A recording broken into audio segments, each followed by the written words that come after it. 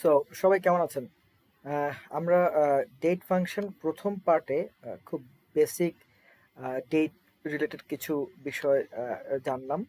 But part টুতে আসলে যেটা আমরা জানবো সেটা হচ্ছে বেসিক্যালি আমরা জেনারেল যা জানতাম তার সাথে আরো কিছু জিনিস যোগ হইতে পারে। যেমন আমরা টেক্সট ফর্মুলাকে ব্যবহার করে হচ্ছে ডেটকে খুব সুন্দর করে রিপ্রেজেন্ট করতে পারি। সো টেক্সট ফর্মুলা ডেটের ব্যবহারের সাথে অনেকগুলো আম, বৈচিত্র্য আসতে পারে। আমরা সাথে বাড়তি একটা জিনিস জানবো, সেটা হচ্ছে network days. So network days basically ব্যাপারটা হচ্ছে এরকম যে আমরা যখন অনেকে এইচআর সেকশনে কাজ করি, আমরা জানি যে একজন এমপ্লয়ি জয়েন করছে, সে কতদিন কাজ করলো। So including the holidays and other things বাদ দিয়ে অ্যাকচুয়াল তার ওয়ার্কিং ডে কতদিন। সো এটা অনেক কিছুতেই হইতে পারে, যেমন ধরেন যে নেক্সট আপনার কয়টা ওয়ার্কিং ডে বাকি আছে, বা অ্যাকচুয়ালি কতটা ওয়ার্কিং ডে পরে হচ্ছে একটা হয়তো জব ডান হবে। সো এটা দরকার হইতে পারে। সো আমরা টেক্সট ফর্মুলাটা একটু আগে বুঝে নিই, টেক্সট ফর্মুলা জিনিসটা কিভাবে কাজ করে। তো দেখেন, যদি আমি লিখি ইকুয়াল টু টেক্সট, যদি লিখি দেখেন টেক্সট ফর্মুলার দিকে যদি আমি দেখি, ও খুব বেসিক একটা প্যারামিটার ওর আছে। সেটা কি দেখেন, টেক্সট ফর্মুলার ব্র্যাকেট স্টার্ট করার পর সে আমাকে বলতেছে ভ্যালু, সে ভ্যালু চাইতেছে।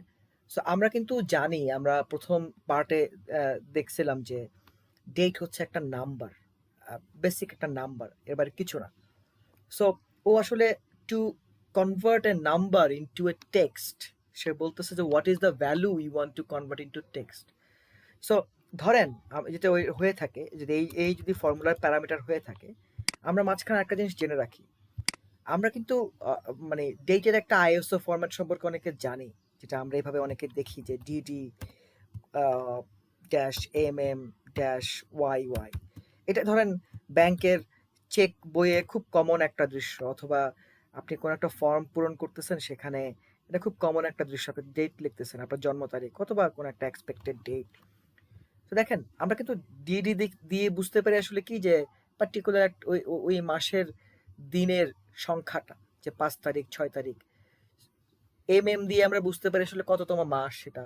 আর ওয়াই ওয়াই দিয়ে আসলে আমরা বুঝি যে পুরো বছরটা আর কি। সো ধরেন এখানে যদি 4টা ওয়াই থাকে, আসলে আমরা কি বুঝবো? আমরা বুঝবো যে ধরেন এই বছর 2021, তাহলে 2021 লিখবো। কিন্তু যদি 2টা ওয়াই ওয়াই থাকতো, আমরা আসলে কি লিখতাম? শুধু 21 লিখতাম। সো এই যে ফরম্যাটটা একটা ডেটকে রিপ্রেজেন্ট করা, D D M M Y Y, দেখেন ডি এম ওয়াই, এই পার্টিকুলার অ্যালফাবেট গুলোই কিন্তু বেসিক্যালি ধরেন একটা দিনের প্রত্যেকটা সেকশনকে খুব স্পষ্ট করে স্পেসিফাই করতে পারে এবং করে। সো যদি আপনার এখানে 2টা এম এর জায়গায় 3টে এম হইতো, তাহলে আপনি কি লিখতেন? ধরেন ফেব্রুয়ারি মাস, তাহলে ডেফিনেটলি আপনি আসলে তখন নিউমেরিক থাকতেন না। আপনি 02 না লিখে আপনি লিখতেন হচ্ছে FEB। সো দেখেন, আমি যদি এখন এখানে যেটা বলতেছিলাম যে একটা দিন, একটা দিনের শর্ট নেম, লং নেম, দিনের একটা একটা ডেটে যা যা বিষয় আসে, সবগুলো বিষয়কে আসলে টেক্সট ফর্মুলা দিয়ে খুব সুন্দর করে রিপ্রেজেন্ট করা যায়। আচ্ছা, সো আসেন আমরা এটা কিভাবে করতে পারি। সো ইকুয়াল টু দিলাম, টেক্সট ফর্মুলা লিখলাম, ব্র্যাকেট শুরু করলাম, আমাকে বলতেছে ভ্যালু। সো যেটা আমরা আগেই বলতেছিলাম যে date is a value, date is a number. So আমি ডেটটাকে স্পেসিফিক করলাম, ধরেন আজকের ডেট, কমা দিলাম, আমাকে বলতেছে ফরম্যাট টেক্সট। এই টেক্সটটা যে এখন আমি করবো, এটার ফরম্যাটটা কি হবে? সো মাঝখানে একটা ইম্পর্টেন্ট কথা বলে রাখি, এক্সেলে আমরা যখন ট্রেন করি, আমরা জেনারেলি স্টুডেন্টদেরকে বলি না যে তোমরা কোনো কিছু মুখস্থ করার দরকার আছে। আসলে এক্সেলে মুখস্থ করার কিছু নাই।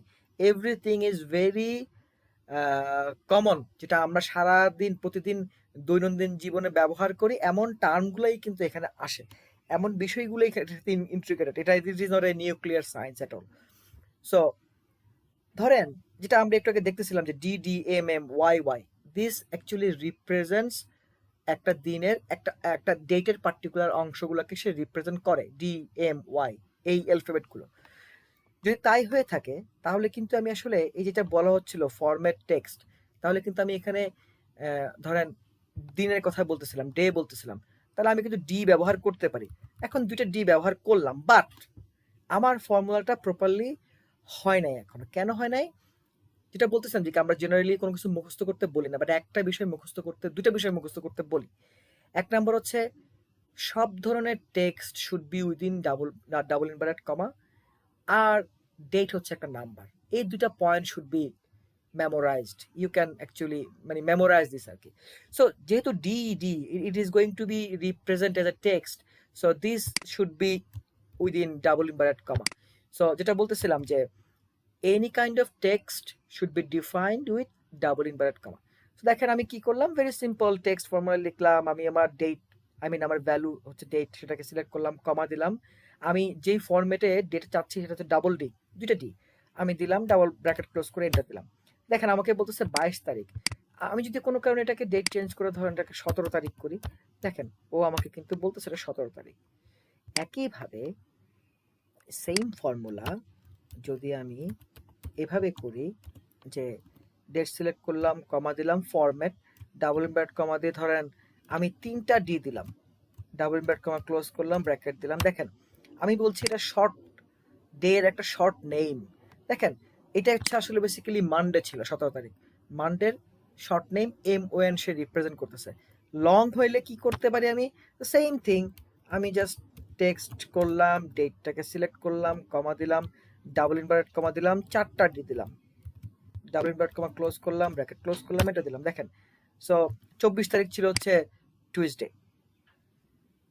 সো দেখেন আমরা কিন্তু আসলে পার্টিকুলার একটা ডেট যদি আমাদের কাছে থাকে আমাদের এক্সেল ফাইলে, আমাদের দরকার হইতে পারে। যেমন আপনি সেলসের ফোরকাস্ট করতেছেন, আপনার দরকার হইতেই পারে মানডেতে আপনার সেলসের আসলে আম, আহ, কেমন সেলস হয়।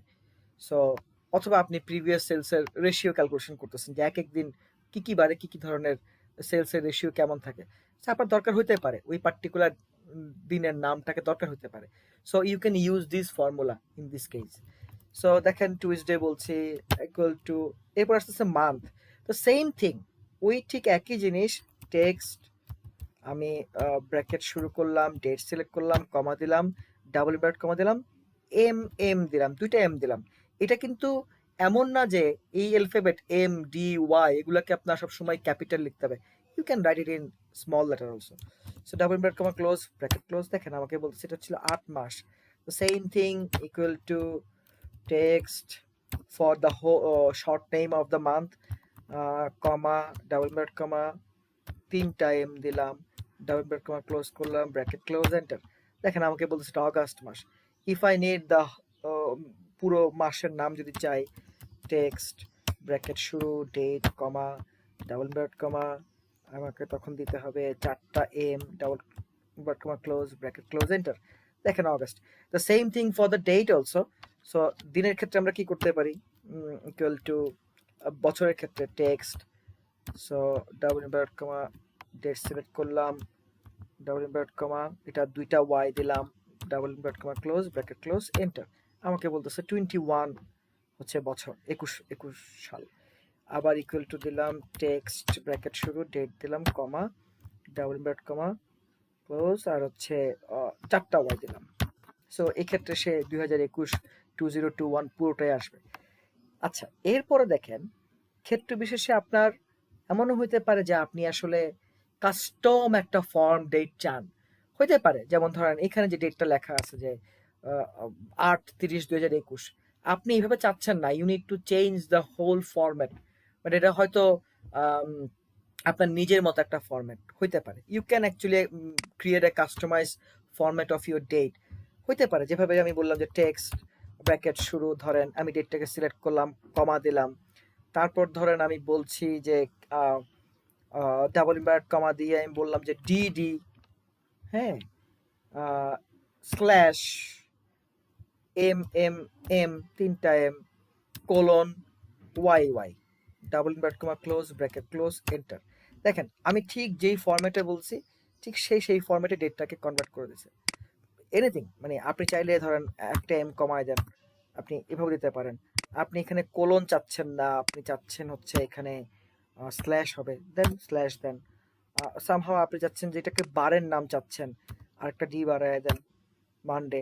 সামহাও ইউ ওয়ান্ট যে মানডেটা আসলে পুরো নামটাই আসুক, so Monday, anything, it is a custom format. So custom ফরম্যাটেও আসলে আপনি আসলে ডিফাইন করতে পারবেন আর কি। সো যেটা বলতেছিলাম যে ডাবল ইনভার্টেড কমার মধ্যে টেক্সট ডিফাইন করতে হয়। সো আপনার টেক্সটটা আপনি ঠিক যেভাবে ডিফাইন করবেন সেইভাবেই নিবে।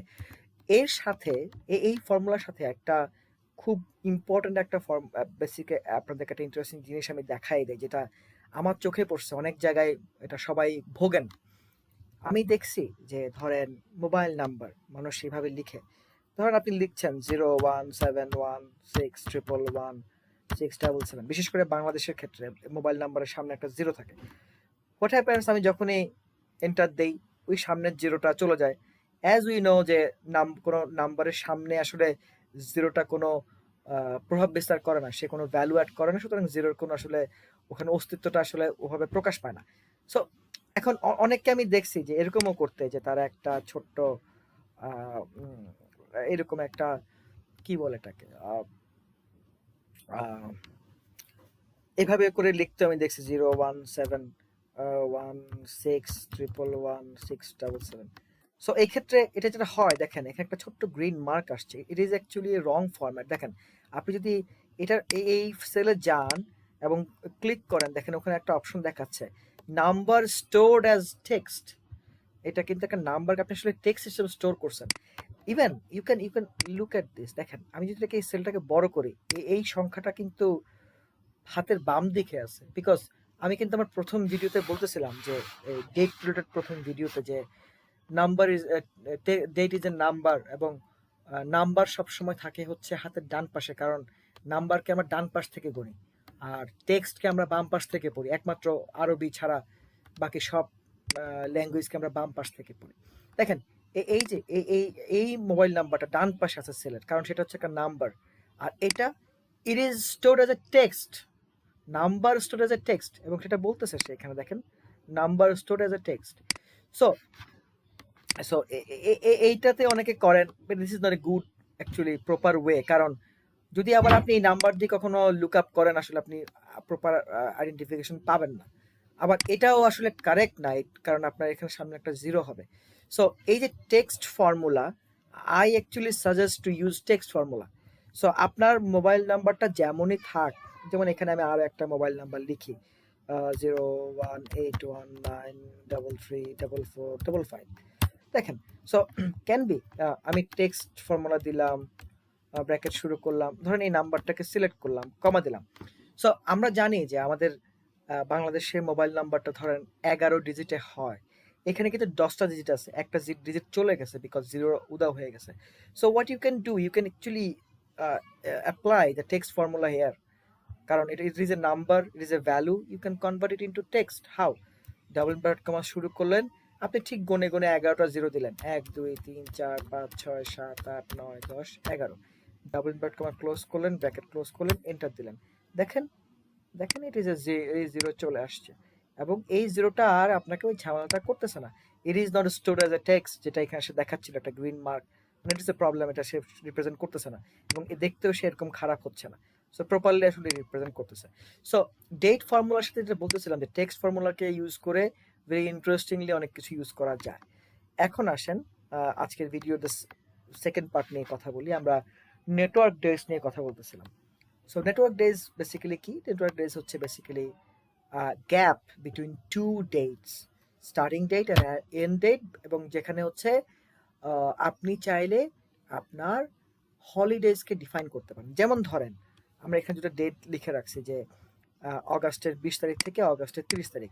সো ধরেন আমি ইকুয়াল টু লিখলাম নেটওয়ার্ক ডেজ, লিখলাম, আমার ফর্মুলাটা ডিফাইন করলাম, ব্র্যাকেট শুরু করলাম, আমাকে বলতেছে স্টার্ট ডেট। ধরেন আমি স্টার্ট ডেট ডিফাইন করলাম, কমা দিলাম, বললো end date, end date define করলাম, I don't know what are the holidays. So আমি ব্র্যাকেট ক্লোজ করে এন্টার দিলাম, আমাকে বলতেছে 7 দিন। আচ্ছা, এখন আমরা একটু ক্যালেন্ডারে যাই এবং এটাকে একটু আসলে বোঝার চেষ্টা করি ও কেন বলতেছে যে ওয়ার্কিং ডে 7 দিন। যাই, সো দেখেন 20 তারিখ থেকে, সো 20 তারিখ থেকে তাহলে 21 1 2 3 4 5 6 7 8 9 10, 10 দিন। কিন্তু এখানে সে 7 দিন দেখাচ্ছে। এটার কারণ হচ্ছে, যেটা আপনাদের খেয়াল করতে হবে, আপনি যদি হলিডেজ ডিফাইন না করেন, যেমন এখানে আমরা হলিডেজ ডিফাইন করি না, আমরা শুধু ডিফাইন করছি হচ্ছে স্টার্ট ডেট এবং এন্ড ডেট। দেখেন, স্টার্ট ডেট এবং এন্ড ডেট, হলিডেজ ডিফাইন করি নাই। এই ক্ষেত্রে ইন্টারন্যাশনালি যেটা করে সেটা হচ্ছে, বা ব্যাক এন্ড ডেটা সিস্টেমে যেটা বলা আছে সেটা হচ্ছে স্যাটারডে এবং সানডে, শনিবার এবং রবিবারকে সে ছুটি ধরে নেয়। সো সেই কারণে দেখেন আজকে হচ্ছে রবিবার, একদিন ছুটি, এখানে একদিন ছুটি 21 তারিখে। সো 21 এবং 22 দুদিন ছুটি, তাহলে থাকে হচ্ছে 23, 1, 2, 3, 4, 5, 6 আর হচ্ছে 7। আমার কি কোথাও ভুল হচ্ছে? একটু আমার একটা ক্যালকুলেশনে বোধহয় ভুল হচ্ছে। ওহো, it should not hang. So 20 থেকে আমরা ধরছিলাম হচ্ছে 30 তারিখ পর্যন্ত। সো আমরা একটু আবার দেখি, Friday it is working day, তাহলে হচ্ছে ফ্রাইডে আসলো 1, 2, 3, 4, 5, 6, তারপর হচ্ছে এই যে 30 তারিখ, 7 দিন, ঠিকই আছে। সো আমি আপনাদেরকে আবার হিসেবটা বুঝাই দেই। শনি এবং রবিবার অফ ডে বাদ দিয়ে বাকি আপনার ওয়ার্কিং ডে হচ্ছে 7 দিন। কিভাবে দেখাচ্ছি, এই যে 20 তারিখ 1, 23 তারিখ 2, 24 3, 25 4, 26 5, 27 6, এদিকে 28 29 বন্ধ, 30 তারিখ 7। সো 7 ডেজ সেটা বলতেছে।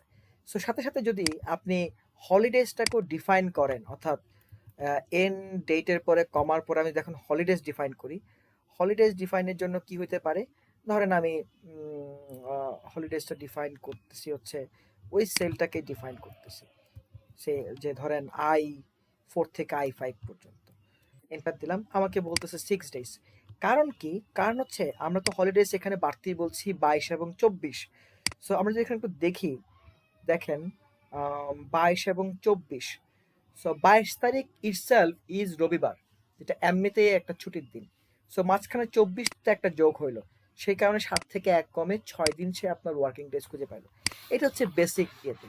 সো এটাকে আবার এই নেটওয়ার্ক ডেজ এর এর একটা ইন্টারন্যাশনাল ফরম্যাট আছে, যেটাকে আপনি আসলে আরো প্রপারলি ডিফাইন করতে পারেন যে আপনি শনিবার এবং রবিবারকে ছুটি ধরবেন কি ধরবেন না। ইফ ইউ হ্যাভ, যে আপনার নিজস্ব ছুটির দিন থাকে, যেমন ধরেন বাংলাদেশে ভেরি কমন হচ্ছে যে ফ্রাইডেতে শুধু ছুটি থাকে, অন্য দিনগুলোকে তারা ছুটি ধরে না অফিসগুলো। সো এই ক্ষেত্রে ক্যালকুলেশন কিভাবে হতে পারে? Very simple, equal to network days dot INTL international bracket start.